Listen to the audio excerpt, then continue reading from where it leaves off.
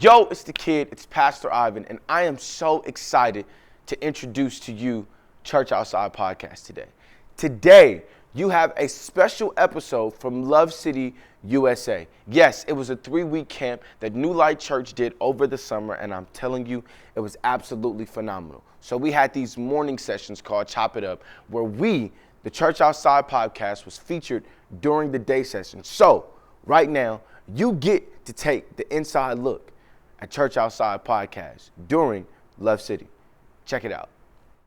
So this summer, during the pandemic, earlier this year, I started a podcast called Church Outside Podcast. Everybody say, "Yerp." You know what I'm saying? Shum, you know, my mama was letting me do, you know what I'm saying? So we were doing these shows, but these shows were all about having open, candid conversations. Because we couldn't come into church, we started doing them in other places. So today, right here, we're going to do an episode of Church Outside Podcast right now. I got two special, important people to me, to my family. I'm so excited to talk to them. And when I bring them, y'all better go crazy, okay? Like bananas. Bananas. Y'all hear me? You're. All right. So, my auntie T is what I call her because she my auntie, not y'all auntie. Well, yeah, she everybody's big sister. She has a foundation called the Big Sister Foundation, America's Big Sister Foundation. Everybody get that a round of applause. She is the sister of Dwayne Wade. What? Everybody make some noise for my auntie Tragil Wade Johnson. Let's go. Auntie, you look great. Thank you. You look great. Y'all make some noise for my auntie. The next person I got coming up, yo, she is a boss. Everybody say boss. Boss. I'm talking about boss. Boss. She got her own. Everybody say her own. Her own makeup line. Looking like what? Yeah, own makeup line. You can get out and become a boss. I'm trying to tell you, she got one of the biggest makeup lines. She was in a magazine. She was in a newspaper a couple weeks ago. And when I tell y'all, she did Ulta. She did a lot of Ulta. Bruh, dudes, y'all don't really know about that, but I do because I'm culturally aware. That's big. That's huge. That's like getting a clothing line deal with Ralph Lauren. Yeah, that's fire. She like that. Everybody make some noise with my auntie Kim Roxie.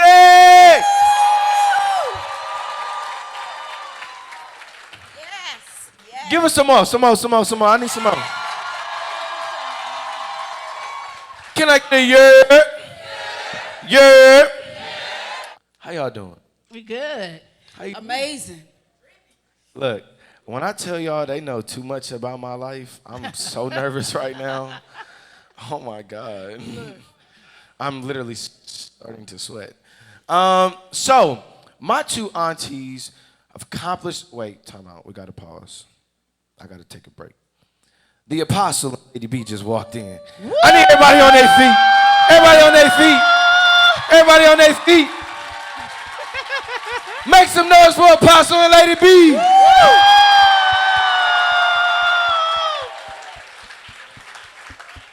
All right, be back.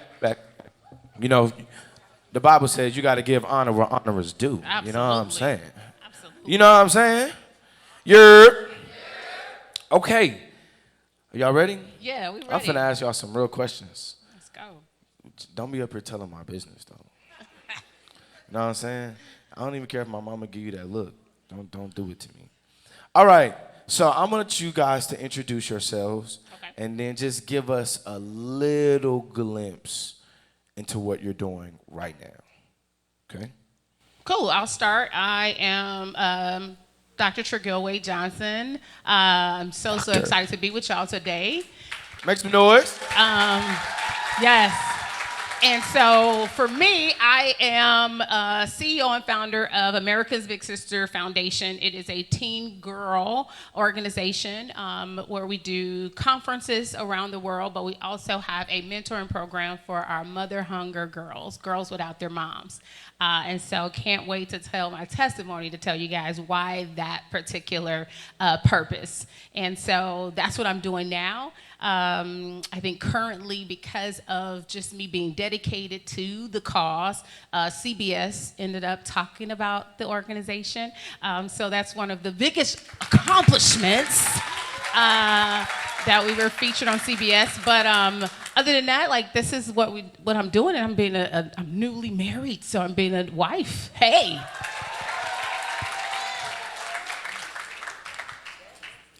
Auntie? Yes, I am so excited to be here. You rocking my world right now. And then to be on stage with my sister Tragil, Pastor Dr. I, who is just phenomenal, and apostle and mom over there. So I'm Kim Roxie, y'all, KIMROXIE, and I'm the founder of LAMIK Beauty. Can everybody say LAMIK? It stands for love and makeup and kindness, because love and kindness is your true makeup, because beauty is revealed, not applied. Can we snap our fingers? Period. Can we snap our fingers? Period. That was a snap, but I was going to give you a clap. That was a good one. So right now, I am in the middle of building a company, building a brand, building a culture.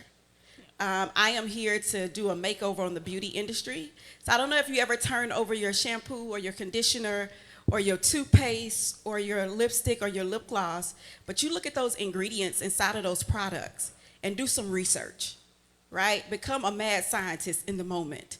And you'll find out that some of these ingredients that we're using are not good for us. And so I decided, after my mom, she had breast cancer, I really wanted to take on this initiative of creating clean, non-toxic makeup for us. And so probably about 10 minutes from here, we're making makeup in Houston. Yes.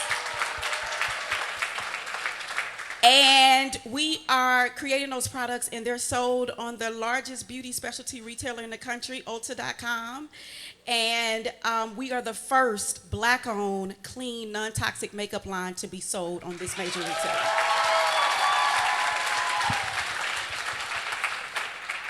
One more round of applause for both of them. So you both are doing really big and major things. Talk about some of the things you've had to overcome in your industries, especially with you doing makeup, you doing the girls' home and things like that. And I know that may not be the easiest stuff, especially dealing with a lot of different people. And then, people might just be talking. People run their mouth all the time. So talk to me about some of the things you've had to overcome in your industries. Yeah, so for me, overcoming in my industry has looked like me showing up, right? I didn't grow up where the means for having a company. Most people who start a makeup line, they probably start off with about $2 million, period, just to create that line, right? And I started off doing pitch competitions to raise money to be able to launch my company. And I probably raised close to $500,000 in pitch competitions and grants and stuff like that for my company, okay? And so I say that to say that, we have to overcome sometimes financial challenges, right? But then being a Black female in this industry that's really run by older white men, I also had to overcome the fact that I might not see everybody that look like me in the room, right? But I know I gotta make room for us. Yeah. And that's what motivates me and gets me to do it. That's good, Kim. Kim always got the good answers. So for me, I think overcoming, it's in so many forms. So with me, I work with Dwayne Wade, and who you guys know him, hand just fine. Okay, a few Man, y'all know who Dwayne Wade is. Stop playing, man. So I'm going to tell my story at how I got a position, but I got a position working for my brother. And it was not looked upon where no one respected me. No one respected the fact that I was there, right? Everybody felt like you were only there because your brother. But people didn't know my story. People didn't get that, listen, I didn't get here, and Dwayne didn't even get here unless there was somebody, sacrificing. So I walked in every room very confident, Godfident, and knowing that at the end of the day, no matter whatever they saying about my education, about what they saying I don't have, what I don't bring to the table, I had confidence in knowing that at the end of the day, I'm supposed to be in this room. And so every room I went in, they looked at me, oh, she don't supposed to be here. Oh, let's not have the conversation out loud. But listen, I kept educating myself every step of the way. Oh, what he need now? He needs someone to do marketing. Okay, let me take a couple marketing classes. Oh, he needs someone to do management of the house. Okay, let me go ahead and find out how that looked like. So overcoming to me was literally just educating myself every step of the way. Every time they told me I couldn't do it. And when he told me that one time he wanted me to do the nonprofit, I'm like, really? You want me to run your whole nonprofit? So over 10 years, I ran this nonprofit. We raised over $5 million, and can't nobody take away all the things that I did, and when you sit back and you say, okay, God, all this experience, what you want me to do? Because see, when he retired, then guess what that means? I retired. So it took a time when I just had to sit there and just be before God. And God had to then speak to me as to what's next. And he said, everything that you learned with Dwayne Wade, all that little stuff you learned, all the things you had to overcome, you finna start your own organization. And it was a step out moment for me. And in 5 years, I'm featured on CBS. What they do that at? God, right? Right. So a lot of overcoming, but a lot of educating myself through the process. So that's now. So I know this is gonna be crazy for me to ask y'all, but let's go back. You're a teenager going through high school, going through life situations, going through things that you never encountered before. Tell me where your mind was in those moments, and how can you reflect on them now? So I know I'm going to have a little time to tell my testimony a little bit in depth, but during those times as a teen girl, I just wanted somebody to ask about me. I just want somebody to be concerned about me. I just wanted somebody to say, how's she doing? How you doing? That's all I wanted. But growing up, I didn't get that. I didn't get nobody trying to figure out what's next for me, what your girl can do. I didn't have that, right? And I'll tell my story some more. And so growing up, I didn't know that if I just leaned, if I just had a relationship with God, that I could do this, that I can make it happen in life. I didn't know that. So all the time, I got into a very, very dark place in my life where I didn't even want to be here no more. So for me, looking back at it now, and I'll use, we don't talk about the word suicide often, but at 16, I just didn't want to be here anymore.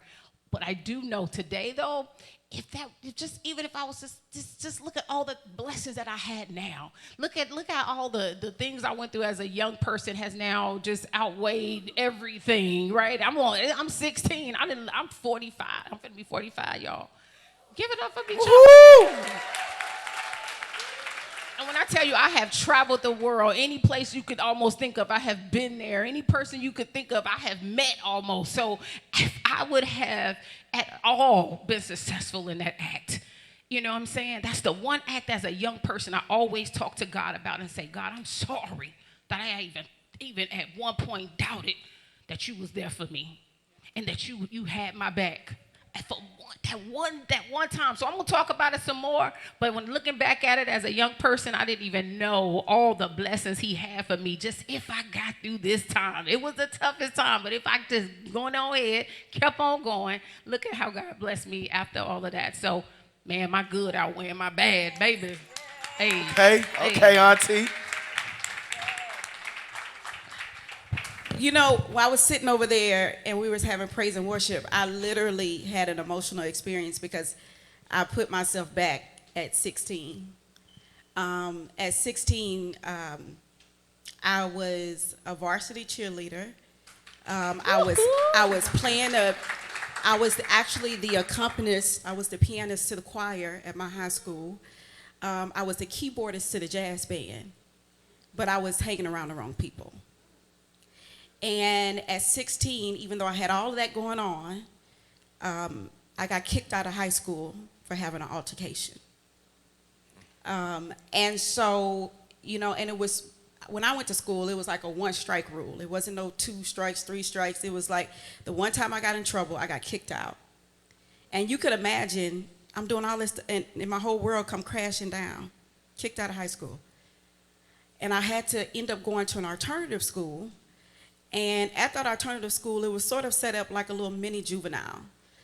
And I remember being inside of there, and what your girl just talked about, not wanting to be here, I couldn't understand, God, why couldn't I make a mistake and not just, just sort of be tapped on the shoulder about it instead of being kicked out of high school? They were to send me to juvenile. My whole parents are like, it shamed my family. And so I started to kind of go down a spiral.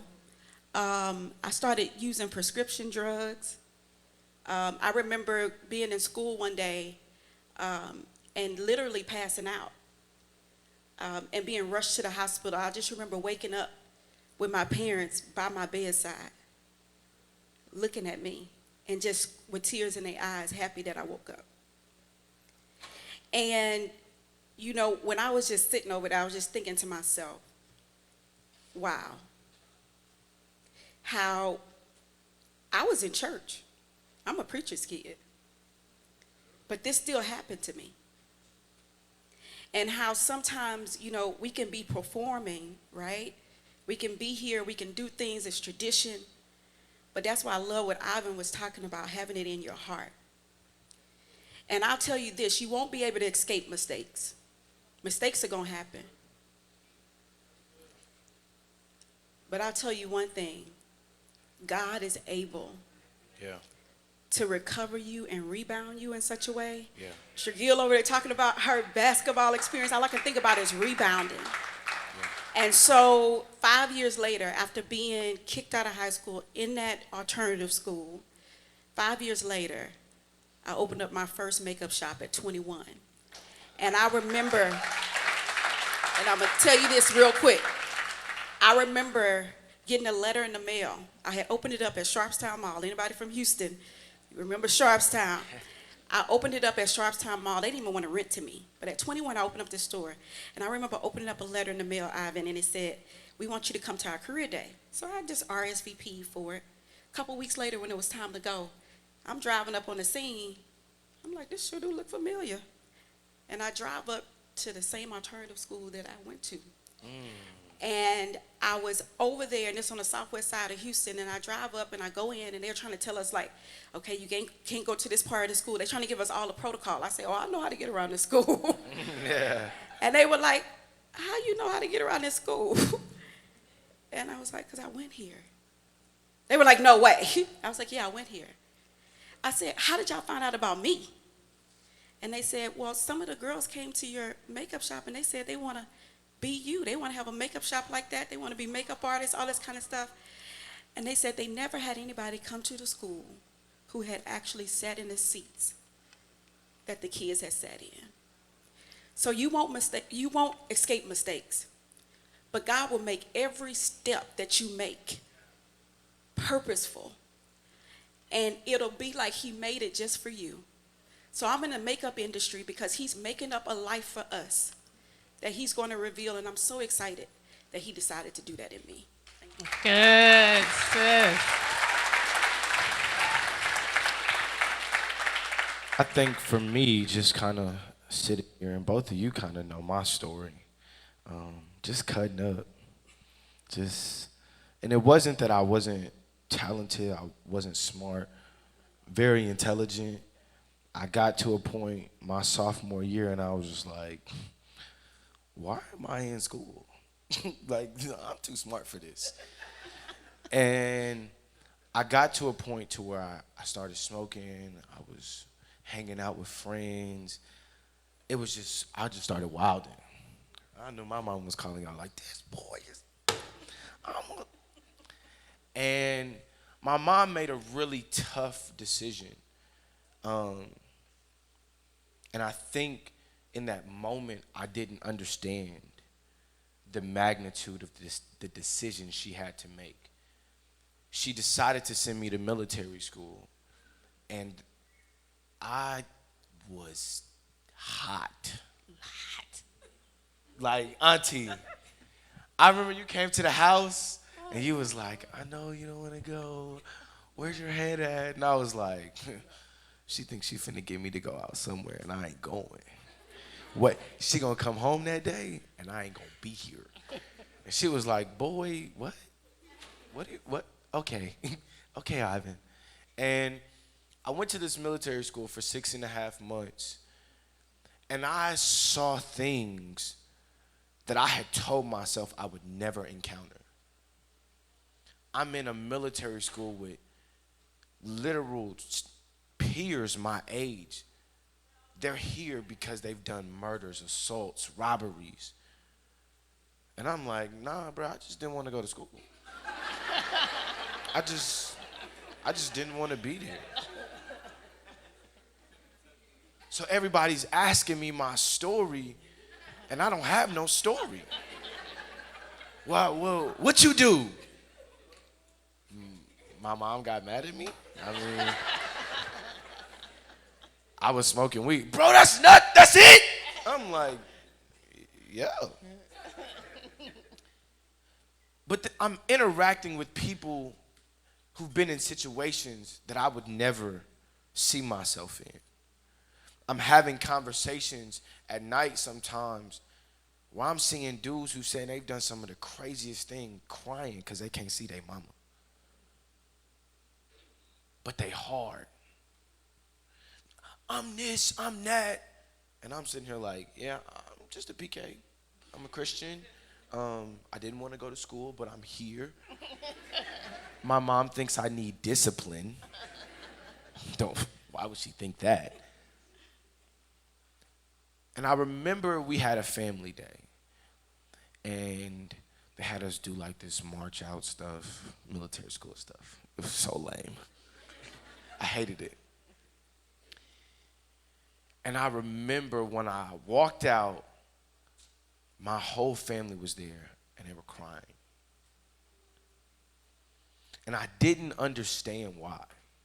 It was the first time in my life as a teenager that I had truly had real discipline. The first time I could have a conversation and not sound like I'm reaching for the stars. And it's not bad to dream and want, but there is a point where you can go beyond who you really are. Being with the wrong people, being in the wrong crowds, knowingly knowing you don't fit in with them. We sat down, we started eating, and all they kept saying to me is, you're not the same Ivan. It only been, 3 months, Mom? Maybe 3 months? And I remember my little brother walking up to me, and he said, I like this you. There's a difference that you go through when you're ready to make a change. I wasn't comfortable with the people that I was around in this military school, so I had to change the things that I thought were cool. Being out late, it's not cool. I go home at 10 o'clock. Right now, 25, I'm home 10, 11 o'clock. Sleep most of the time. But there is another level when you have to make a change. I want to ask you guys one more question. What did you do in your moment of rejection? When you thought you were right, you thought this is right. This is what I like. This is where I'm happy. And then not just the world, but even some of the people you love, like, psych. What do you do in those moments? How did you overcome your rejection moment? Okay. Man, overcoming rejection is actually a tough one, right? And the reason why I say it's tough is because I think you're gonna, it's like it's gonna come up again. Like, this is something that they said no to, right? Rejection is when someone tells you no, and I think for me, I had to keep overcoming it. I don't think it stops, right? That's part of life, overcoming these things, these rejections. So it's what you tell yourself. And that's the part that when I was worshiping, it's the self-talk, right? It's the time when you begin to put word on word, right? When they say something, I'm saying something. So if I'm being rejected by something, I'm asking why. And if it's something that I need to now change, then I'm telling myself that it's okay to change. So I'm doing some affirmations. I'm speaking to myself. Even the inner thoughts. I'm telling it that we gotta do this. We gotta change some things. So I did a lot of self-talk. People probably would think you crazy, but no, I had to put word on word. If they saying no, then I gotta figure out why. And now I gotta make some changes. So that's what I did, and I think I still do it today. I do a lot of self-talk. I do a lot of self-encouragement. I do a lot of that. So when I spoke earlier, I hope I sound confident, because that's how I feel when I walk into a room. I feel very confident. Like, no, I'm supposed to be here, right? And so, yeah, being rejected is one of those. It's in life. You're gonna find yourself in that space, but it's what you tell yourself afterwards. Yeah, I must say, Ivan, you also took on a physical change that everybody could see. Yeah. I was fat, y'all. She trying to say I was skinny. she just tried to pull that auntie card. I was fat. It's okay. No, you had got yourself together. I was looking good. I was like, what regiment you on? I mean, teach me. Military. But I'll tell you about rejection. For me, I always felt like I was being rejected by worldly actions. I remember also at 16 getting my tongue pierced, right? And sort of like my mouth rejecting the tongue piercing. I'm like, why is my tongue? Is it ever going to stop being swole? It was like, and I had to take it out. You know what I mean? Besides my parents going crazy. But I think that for me, you ever wanted to be accepted by the cool kids? Yeah. Anybody in here? Only me? Don't lie. Don't lie. I'm the only one want to be accepted. And it seems like, even activity that you do, my body rejects it. You know what I mean? And it's like, I'm trying to be something, I'm trying to get with it, and it's like, that don't work for you. You ever feel like God always like pull you, like everybody else can do that stuff, but you get caught? You're like, why I always get caught? Like, why I gotta get, everybody else do it? And I feel like for me, it's always been this rejection by the world for God saying, no, you set apart. Yeah. I told you about getting kicked out of school. That was like one time doing something wrong, I get kicked out. Like, everybody else been doing stuff wrong, and it's just that rejection that I have on my life. I'm just like, God, so you really called me for something, right? And so I think that whole rejection for me really came from the world, because I did so much to try to be with people, so much to be accepted as cool, and it just never worked out. But that rejection has become my protection. Ooh, that's good. That's good. That's good. I'll make some noise for that. So, Auntie, I know your story, but there are a lot of people in here that don't know it. Yeah. And your story really starts out at a really young age.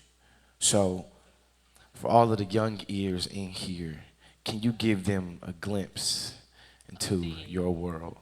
Okay, so this is the time. I got a few minutes. Okay, I got a few minutes. Do I have anybody 9 years old in here? Anybody that young? Nobody that young? No. Okay. 13. 13 is the... It's supposed to be. 13. Okay, good. Don't talk about nobody else. Okay, so 12-year-old, there's maybe snuck in a little bit. Okay, I don't want to bring 12 years in. Okay, so here I go. I really am. If this is my time to speak, I would probably ask for a theme song, right? I always lead with like a theme song, right? And the hype man come out, boom. And I always start off with the Prophet DJ Khaled song. And so in DJ Khaled has a song, right, that I'll come out Prophet. And so it's called All I Do Is Win, Win, Win, no matter what, right? And it's those words in the end, right? Yeah, got money on my mind, I can't, hey, step into the building, everybody hands go up, right? And they stay there. They stay there. But the part of the Prophet Khaled that I enjoy is the part when he says, no matter what. And I know for just life, you have to do it in knowing no matter what, I'm winning. Now, and only way I'm able to get this declaration is because I had to go through something. Only way Khaled was able to even declare that is because he had to go through something in order to be able to say, I win no matter what.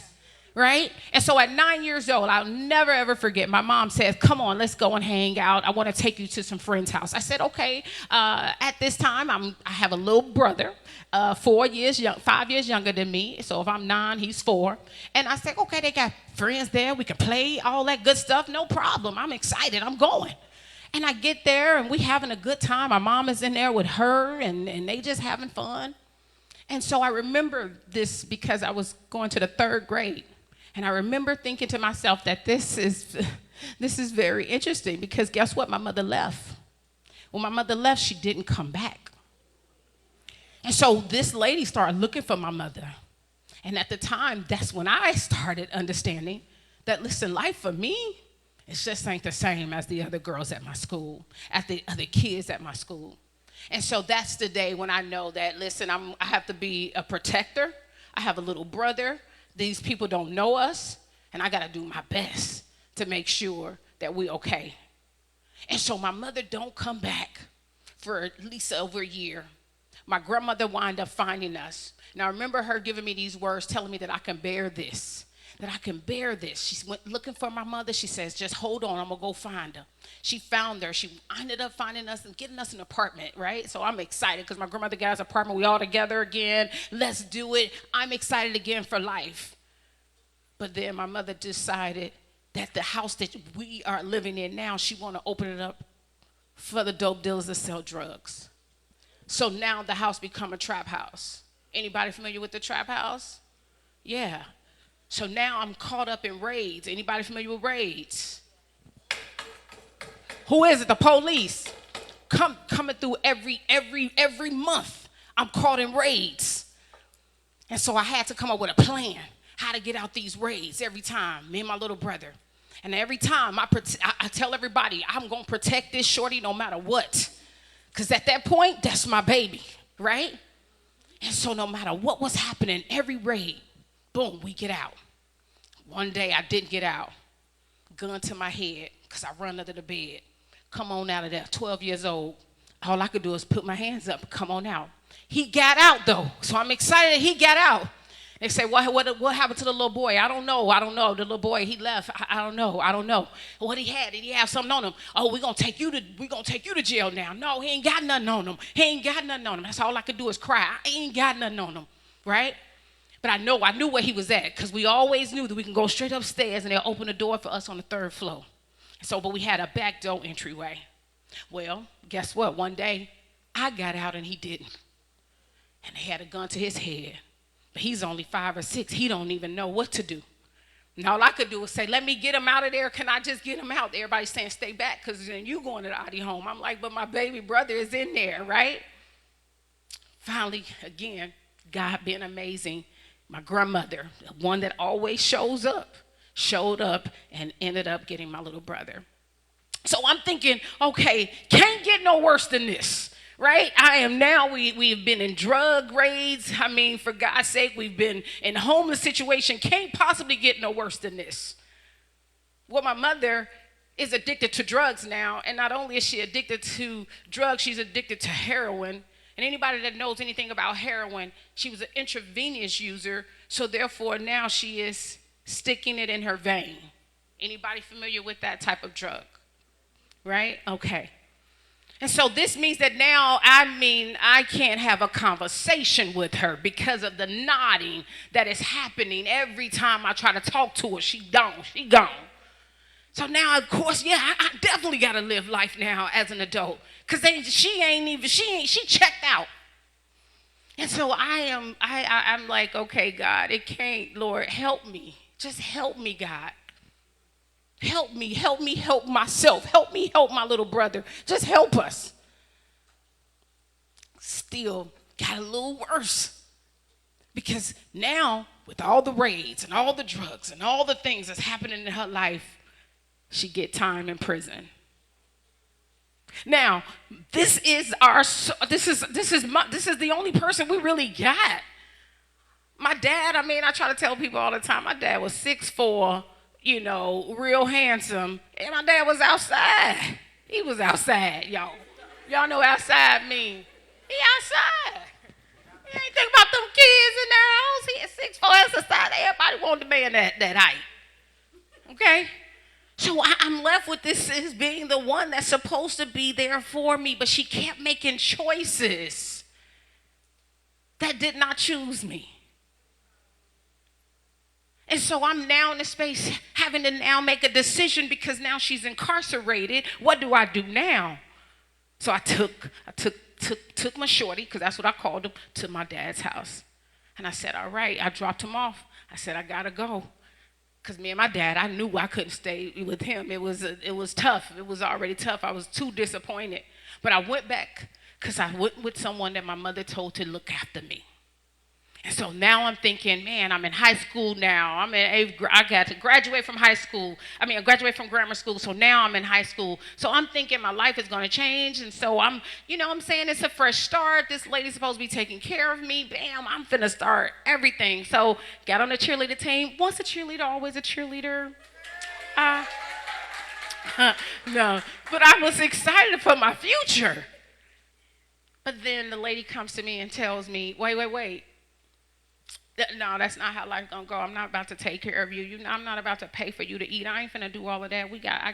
You got something that other people, somebody wants, and we're gonna make sure that happens.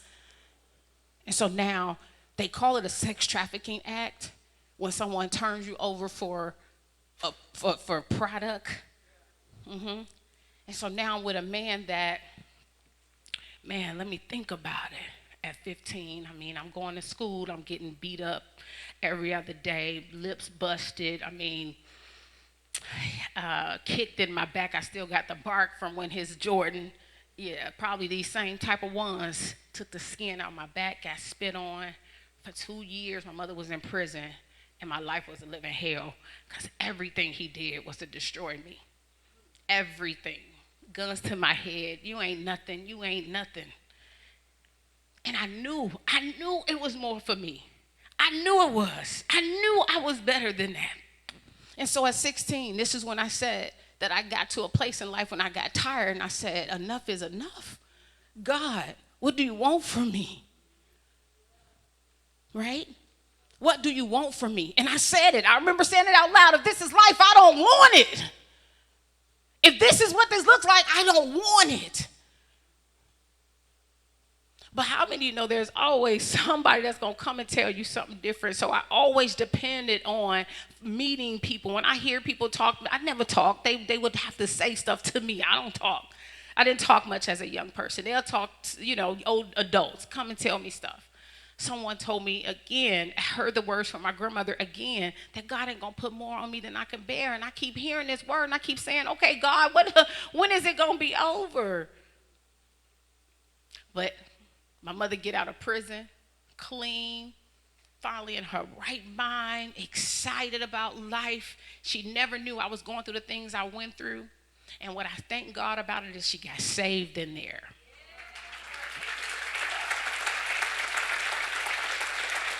Yeah, sometimes God will sit you down and get you saved. And her getting saved in there brought her out to save me. And when I tell you, we went to war with that man. That man haunted me, looking for me.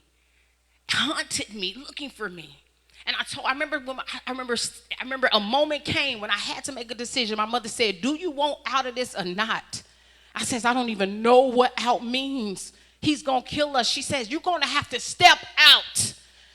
You're going to have to step out, and you're going to have to trust. You're going to have to believe God, that God got you." And I'll never forget, 17 years old, I took a bus ride. I called to Freedom. I had an aunt that lived in California, and I never looked back because I made a choice to step out and become free. Not knowing what was behind me, because see, I didn't know what was in front. I didn't know what was before. I just knew that I didn't want that no more. And that life back behind me was going to kill me. So guess what? I was saying to myself, I'm going to die trying being the best I can be. Because and that's why I walk through every time saying all I do is win, win, win, because I just told you the resume of my life as a child. I've already been through all of that. And if he ain't take me out then, he ain't going to take me out now.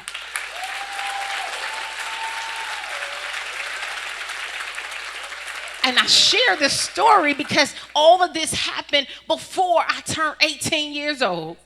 So everybody in this room, I know you got a resume. I know you got stories. I know you done been through something. I know it. It's not, like she said, some things you can't get away from. But it's all about the choice that you made, and I am glad that I made the choice. I got on that bus with a Bible and 2 pair of jeans. That's all I had. And every time I would get on this bus with all the fear in my heart, thinking that man was going to find me and that man was going to, because the fear was unbelievable. I would get and read the word, Psalms 23. My grandmama taught me that, right? That's listen here. Psalm 23, if don't nobody else know anything else, I'm going to need y'all to learn that scripture. Learn the whole chapter, because I know it at the top of my head right now. I ain't even going to go there. But it's what always comes in my spirit, because I just kept on reading. The Lord is my shepherd. I shall not want. I shall not want. I shall not want. I shall not want. And that's when I made him my Lord and my Savior. And because of that, I walk every day with confidence. I don't walk in a room with confidence by myself. I know the Lord is with me. That's my 15.